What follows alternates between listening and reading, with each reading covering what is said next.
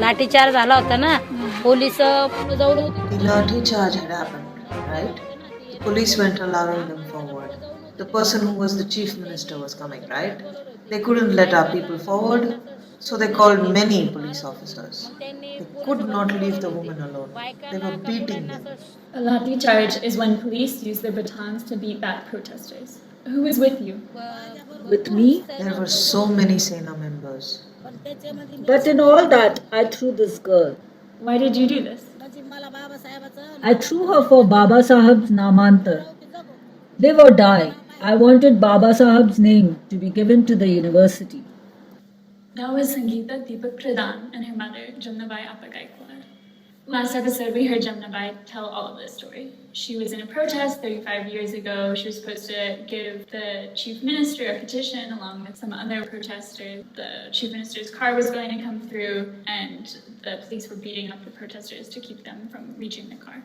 So Jamnabai dodged through all of this and threw her baby in front of the car, all for this petition. What this petition was about and why it was important, that's the subject of this podcast. I'm Allison Ewing, and this is Struggle for a Name. This is a podcast about the Namantar Andolan, which was a movement that spanned from 1978 to 1994 in Maharashtra. Maharashtra is the state that Mumbai is in, for those of you who don't know. The whole goal of the campaign was to change the name of one university in Narnaware from Marathwada University to Dr. Babasaheb Ambedkar University. So today I'm trimming down all the points from the last episode and doing a preview of the next 5 episodes. Someone special is here to help me with this, Tommy, who is my partner. Hello. Tommy's here to ask some of the questions that listeners in the US might want to know. So getting back to what the Namantar Andolan was about, it started pretty much as soon as the university was established. You mean back when it was named Marathwada University? Yeah, around that time, people were talking about naming it Dr. Babasaheb Ambedkar University.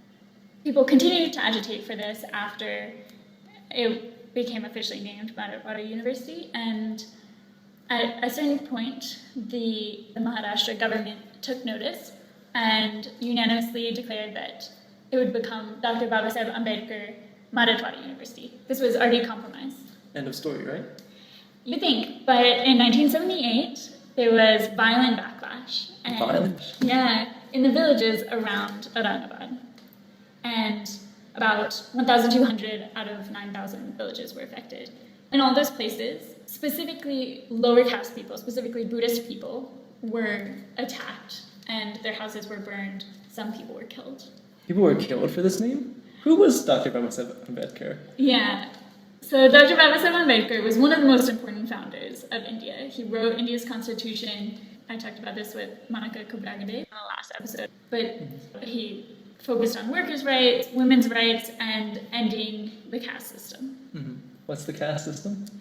Yeah, we talked about this also last episode, but the caste system is basically a hereditary class system, and... It's like race.